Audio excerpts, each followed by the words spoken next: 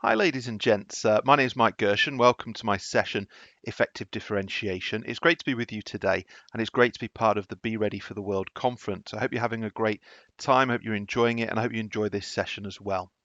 So we're going to look at effective differentiation, and we're going to think about what that means in the classroom. The session is going to look, to begin with, a little bit at some research around effective differentiation, or some theory, I should say, really. But the majority of the session is going to focus on practical techniques, so strategies that you can use to support your learners in the classroom, but also a lot of the techniques can be adapted to support learners in remote learning as well, which obviously is highly relevant for us at the moment given the current situation. So I'm going to start off by giving you my perspective on differentiation and rethinking it to some degree.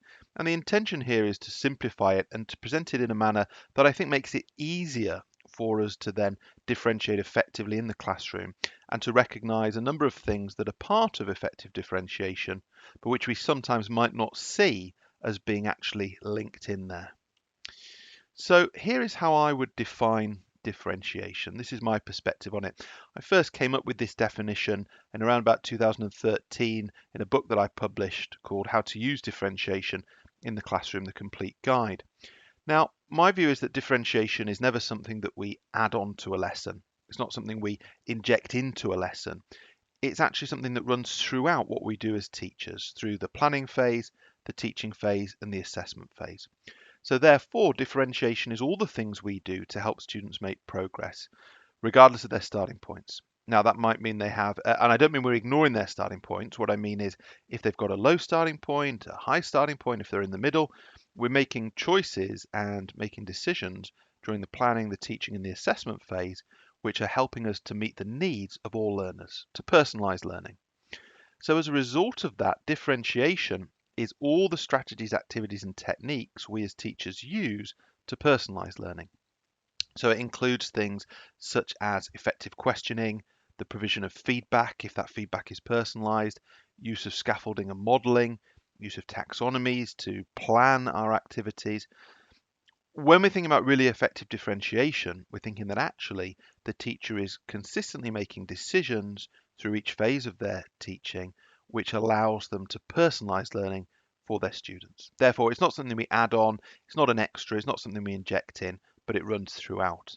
A couple of things have given differentiation a bad name over the years. The first one is that there's a myth out there that to differentiate effectively, you have to create lots and lots of extra resources.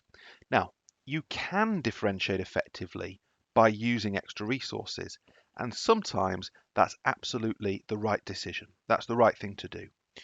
But in fact, you don't have to do that. You can actually differentiate highly effectively without any additional resources, depending on the lesson. So much of effective differentiation comes from the choices that the teacher makes. And a significant portion of that is when the teacher's in the classroom teaching.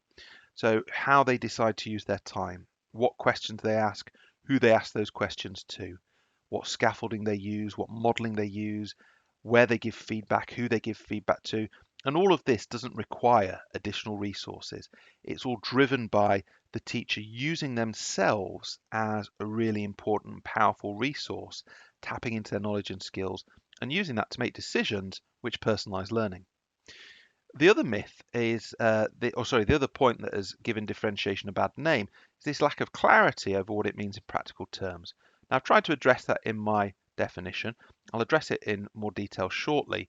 But what I think we can say is that all different aspects of teaching and learning that allow us to personalize learning, they come together under the banner of differentiation. So once we're thinking in that sense, we're thinking not that differentiation is something that we go into a lesson and we spot it and we say, oh, there, that is differentiation. Let me grab that and I can pin it down and put it in a box. Actually, differentiation is about all those choices, that decision making, and finding ways to personalize learning again and again as the lesson progresses.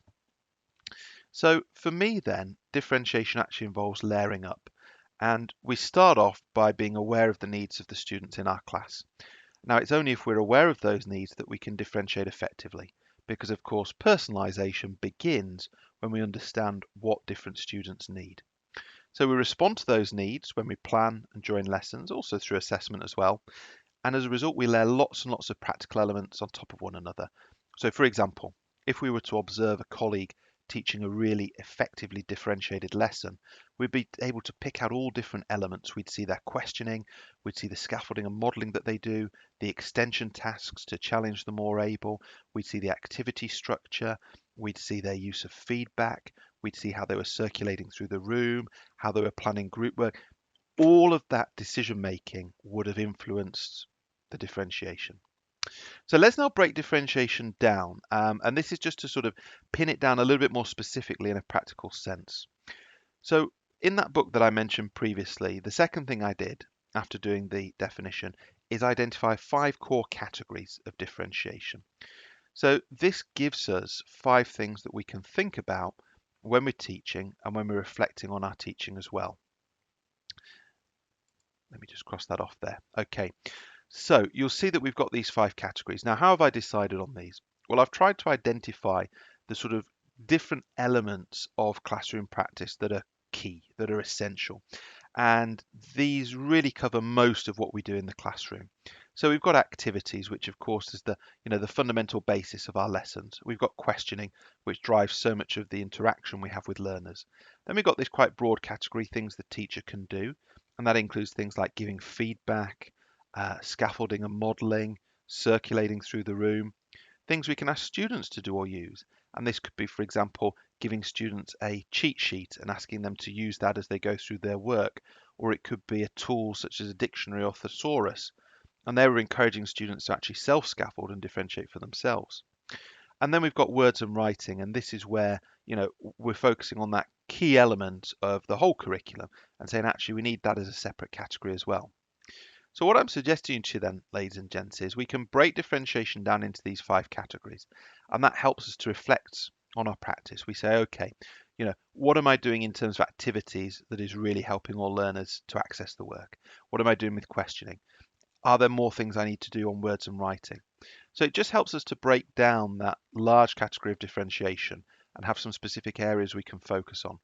And that in turn means we can identify our strengths, but also means we can work on areas where maybe we need some improvement or we could be doing more at a given point in time. So what I'm going to do is just give a little few examples from each of these categories as well. So we'll start off with questioning. Now, questioning is absolutely crucial to differentiation. Questioning drives so much of what happens in the classroom. And the types of questions we ask are influential because those questions have a significant impact on the learning that follows. Now, if we're asking tailored questioning, that means that learners are receiving questions that are personalized to them. Now, that cannot help but be differentiation because instead of asking the same questions to everybody, we're tailoring it to individual learners, and as a result, we're personalizing their experience of the lesson. Another example would be Bloom's-based questioning, where we use Bloom's taxonomy as the basis for our questioning, and as a result of that, learners are getting questions that are more or less challenging depending on what we think is appropriate for them. So another form of tailored questioning, but using Bloom's as the basis. So thinking critically about your questioning means thinking critically about how learners are experiencing that questioning, and therefore how it's personalized. So I've got a few examples here of things we can ask students to do or use. As soon as the students using a dictionary or the thesaurus, they're able to go beyond what they can do on their own, just based on their own memory and their own mind. So that is allowing them to then self-scaffold, and as a result, that's differentiation. A great one is personalized targets. If your learners have got personalized targets and you give them those targets and ask them to practice those targets and try and implement them, again, it's personalized because those targets are relevant to individual learners. So what we're seeing here is that with each of these categories, we can really focus on making choices, layering up, and as a result of that, ensuring differentiation runs throughout the lesson. So things the teacher can do. If you're providing verbal feedback on a regular basis in your lessons and giving that feedback to a number of different learners, again, it cannot help but be personalized because that feedback is specific to different learners you're working with. And those learners then using that feedback to change what they're doing. And as a result of that, they're going to have a more personalized experience. Another example here then, words and writing. Very often with words and writing, what we're doing is scaffolding learners' engagement with the language that they're using. So if we use sentence starters, for example, we're saying to learners, let me do a little bit of the work for you. Let me start that sentence off, and you can then focus on continuing it, finishing it off yourself. Now, that's us stepping in and making an active choice, an active decision designed to scaffold the learning, designed to simplify it so that learners can then access it. So you see what we're doing with all these different examples throughout the different categories is we're mediating the learning so that learners experience it in a more personalized sense. Final category then is activities, just a couple of examples here. Um, when we have an activity in which students have options or choices, we're immediately inviting those students to self-scaffold. And as a result of that, they're personalizing it through the decisions they make. And students tend to be very, very good at identifying what is the right level of challenge for them at a given point in time.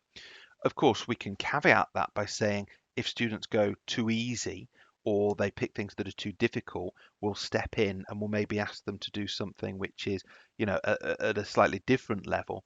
But what we're really saying here is that by giving students choices, we're actually encouraging them to play their own role in the differentiation and the personalization of learning. So those are the 5 categories for you there, ladies and gents. And, I think that's just a really nice tool you can use to reflect on your existing practice and also think about, what you're doing well and areas where you could maybe look at developing your differentiation. What I'm going to do in the rest of the session then is focus on really practical ideas, and we'll look at some of these different elements as we go through. So the first one we're going to look at is differentiated questioning. Now, for me, this is a really, really important aspect of differentiation because questioning drives so much of classroom interaction. Studies have suggested that teachers ask upwards of 1 million questions in their careers, in a 30-year career. So that's 1 million opportunities to stimulate learning, stimulate thinking, drive students forward. So if we're thinking critically about the questions we ask and then tailoring those questions to different learners, then we're thinking critically about how our learners experience our questions, how they respond to them, and of course, as a result of that, we're differentiating. So if you go in a classroom and the teacher is asking different questions to different learners, tailoring that questioning, finding different ways to question at different times, then differentiation is happening. If you go in a classroom and the teacher is always asking the same questions to every learner, not so much, because we're not having that personalized element. So just going to start off this section by asking you a question.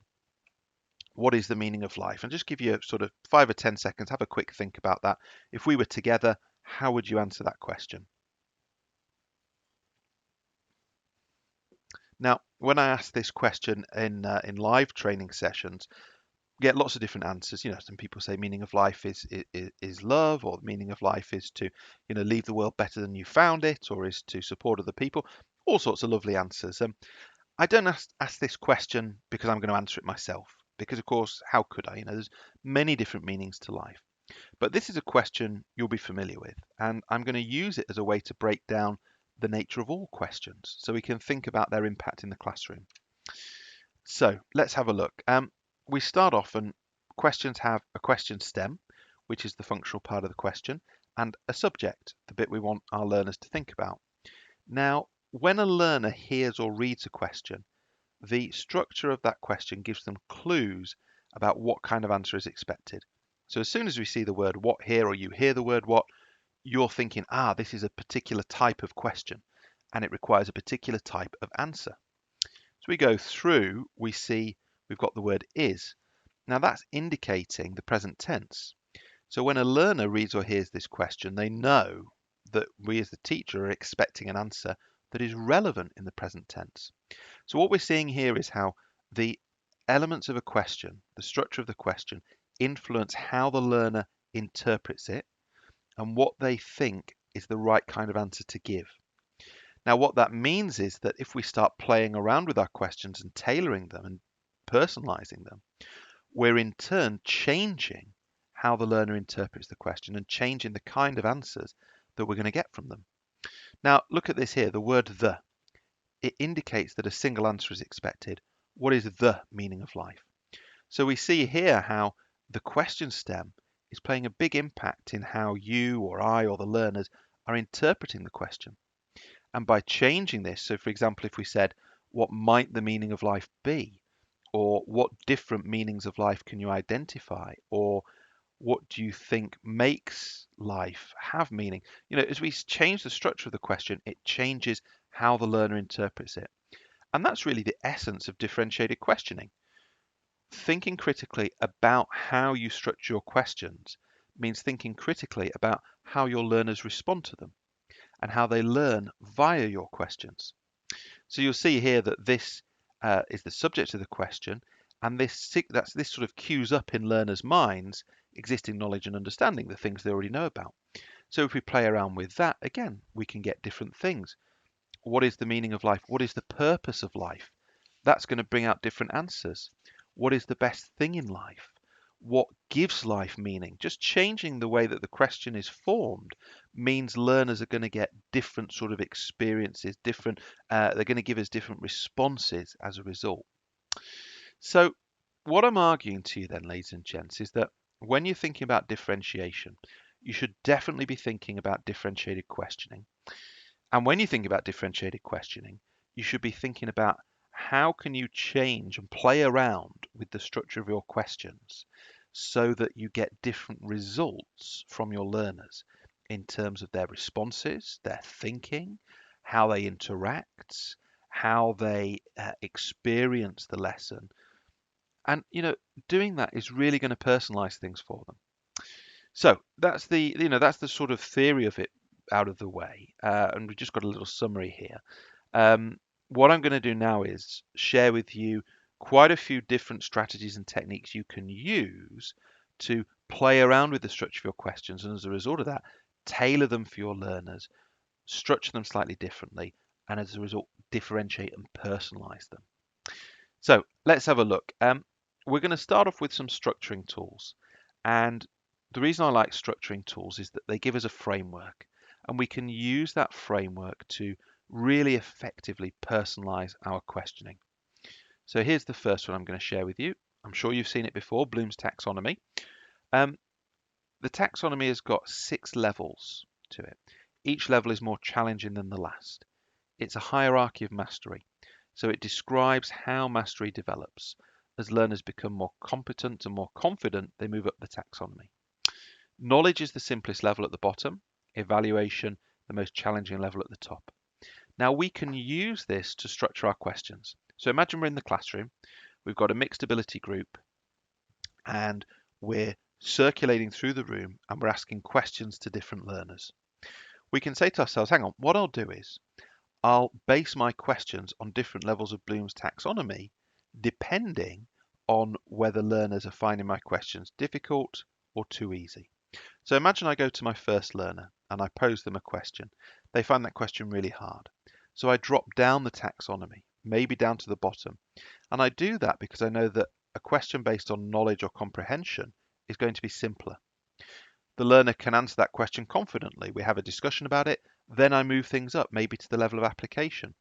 And what I'm doing there is I'm finding the right level of challenge for that learner in the lesson at that moment with my questioning. Similarly, I might be talking to a learner who's more able, and I decide, okay, I'm going to go in straight away with a synthesis question because that's quite challenging.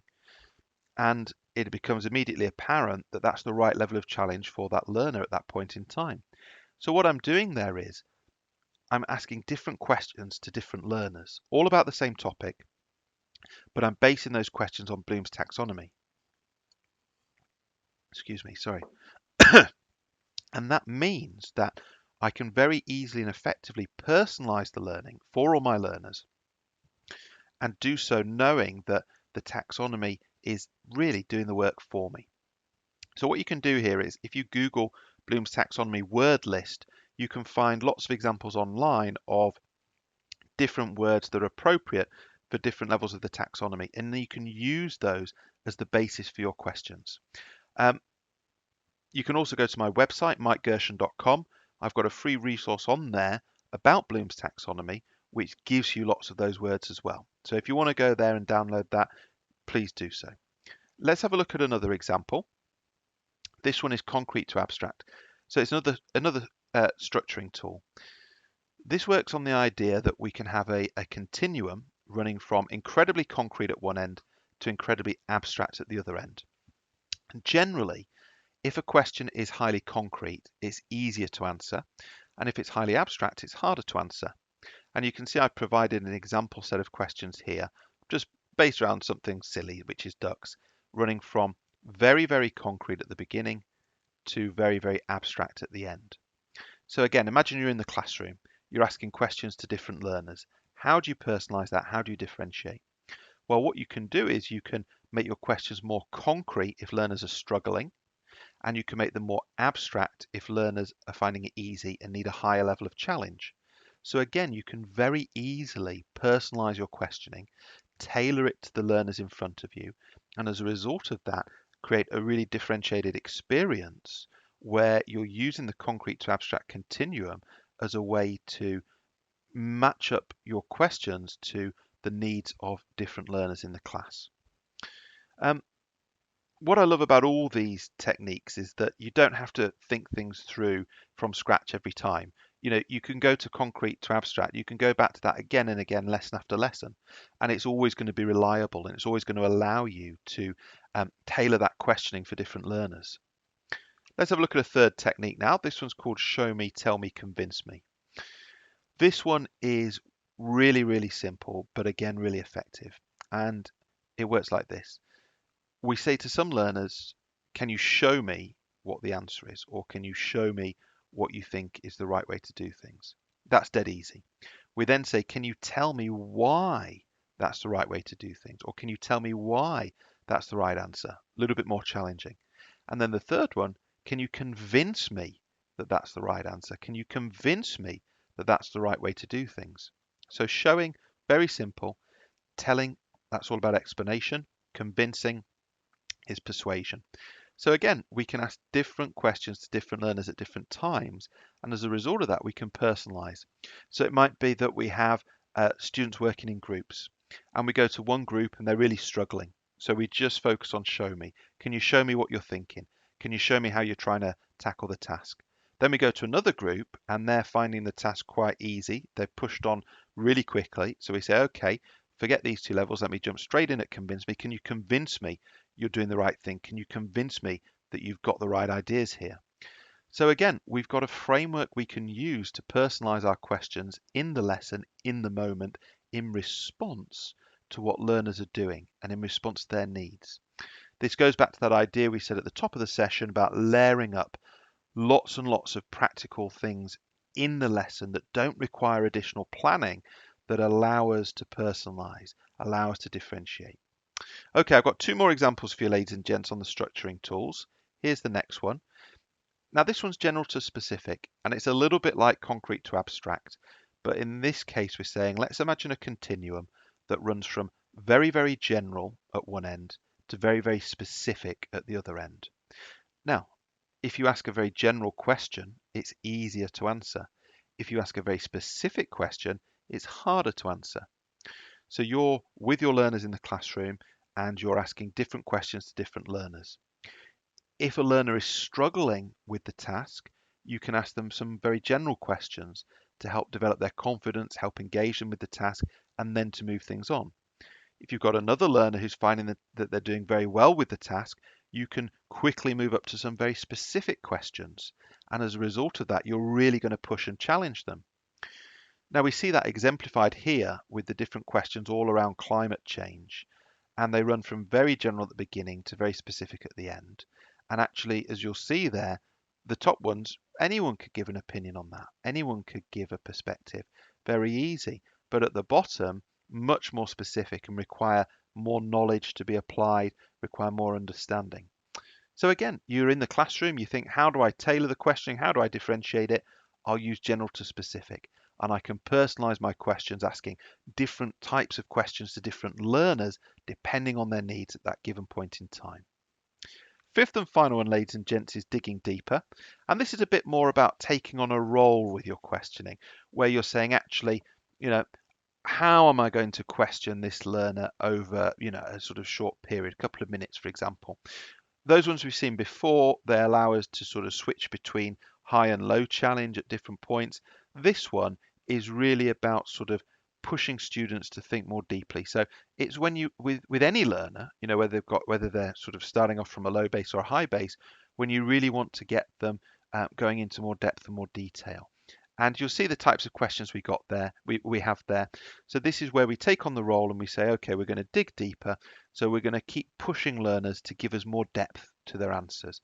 We're going to keep asking follow-up questions, and our intention throughout is to really get them giving us detail and giving us specifics that's going to, draw out more of their thinking and allow us to then sort of push that thinking further on. So another really nice technique, this one slightly different usage, but once again demonstrating how by changing the type of question we're asking, by playing around with that question, we can get very different results and we can really personalize it for different learners. So that's structuring tools, ladies and gents. As you see, we've got 5 different techniques there. I'm going to finish off with a few other techniques which are slightly different, but all of these are really good ways to differentiate your questioning as well. So here's our next one, and it's called making knowledge provisional, and it's based around this word here, might. So we've got 2 questions here. What is X? What might X be? Now, we see that when we introduce the word might into this question, it completely changes how the question works and how the learner interprets it. There's nothing wrong with this type of question, what is X? Often that's often that's the right question to ask. For example, what is a differential equation? What is Goldilocks' favourite food? We use those questions with all sorts of different learners. But if we only ever ask that type of question, learners can start to feel that there's always a definite answer that we're searching for. And that can make them reluctant to respond to our questions because they feel there's a risk of getting things wrong. If we switch things up on occasion and say, what might X be? What might a differential equation be? What might Goldilocks' favourite food be? The structure of the question is sending a different signal to learners, and it's saying, actually, there are a range of different answers. There are different possibilities. And what we're trying to do here is to explore those possibilities to get to an answer. So this is a really powerful technique if you have students who are reluctant to answer or fear getting things wrong, and as a result of that, prefer not to answer or say, I don't know, or ask somebody else. What it allows you to do is personalize the learning for those learners because you're saying, actually, let me change the structure of the question, and as a result of that, change how the learner interacts with the question. So I think it's a great one to have in your toolkit, particularly, when you're in the classroom, you're talking one-on-one with a learner or with a group, you're not getting the response you want. So you say to your learners, hang on a second, let me change the question. Instead of saying, what is the answer? Let me say, what might the answer be? So you're actually letting learners know there that you're changing the structure of the question to personalize it to them. Really nice one. Making knowledge provisional, all about changing how the question is formed, and as a result of that, changing how learners interpret that question. Here's our penultimate technique. It's called whole class bounce. Really simple, but really effective. It works like this. We pose a question to the whole class. Here's an example one I've put in here for a bit of a laugh. Should ice cream be served in all restaurants? Then, instead of asking an individual learner for a response, we say to learners, 30 seconds, talk to your partner. Everybody discuss. So everybody in the room discusses the question with their partner. We then say, okay, time's up. We bring the class back and we ask someone to share their thoughts. Maybe someone says, well, we think that ice cream should be served in every restaurant because ice cream is one of the best desserts and almost every kid loves ice cream. So we say, thank you very much. We take that answer and we use it to formulate a new question. So we say something like this. Okay, lovely answer we've had there from Simon. How about this for our next question? Why might some restaurant owners not want to serve ice cream in their restaurants? 30 seconds, talk to your partner. And everyone has another discussion, and we can continue with that for an extended period, maybe for 5 questions, maybe 7, depending how much time we've got. Now it's called whole class bounce because what we're doing is we're asking the first question, everyone's discussing, we're hearing a response, coming up with a new question, bouncing it back to the class, everyone discusses again. So this means that everybody in the class has got the opportunity to engage with the question, to hear other people's thoughts, and to practice speaking, to engage in verbal rehearsal. So it means everybody is actively involved in the discussion, and they get to be involved a number of times, over a short time span, perhaps sort of 3 to 5 minutes. I really like this because it personalizes learning in the sense that everybody is intimately involved in the discussion activity. Whereas traditionally, we might ask a question like this to the whole class and then ask one learner for their thoughts. That learner tells us what they think, we evaluate their thoughts, and then we ask someone else what they think. Now that's fine, but in a class of 30 learners, it does mean that we might have one learner speaking, 29 learners listening. Repeat that 3 times. We've only heard 3 learners' voices, and there's 27 learners in the class who've actually been passive. And potentially they may have even calculated that there's a very low chance of being picked, so they can just sit there and not really engage with the lesson. Whereas if we use this technique, whole class bounce, every learner is involved at every point of the activity. Every learner has that opportunity to discuss, to listen, and to do that verbal rehearsal. So it's a really nice way, again, to change the structure of questioning, and as a result of that, to get all learners engaged with it and to get that personalization. Here's the final one then, ladies and gents, final little technique for you to take away. It's called distancing. You'll see the questions on the screen and they exemplify how it works. With distancing, what we do is we ask a question, for example, is it better to change things or keep them the same? And then we ask students to think from someone else's perspective. What might an engineer think about this? What about a poet? So we're asking students to put their own thoughts to one side for the moment and instead think from somebody else's perspective. So we're creating distance between the learner and the question. Now, there are 2 really effective ways we can use this with differentiation. The first is with less able learners, the second is with more able learners. For some of our less able learners, they might have a fear of failure. They might be reluctant to engage with a question. So by distancing them from the question, by asking them to think from someone else's point of view, we're actually saying, don't worry for the moment whether you get it right or wrong. Don't worry about whether you think you're going to fail or not, because actually I'm asking you to think from someone else's perspective. So we're taking the learner's ego out of the situation, and that very often makes them much more confident and comfortable to give a response and engage with the question.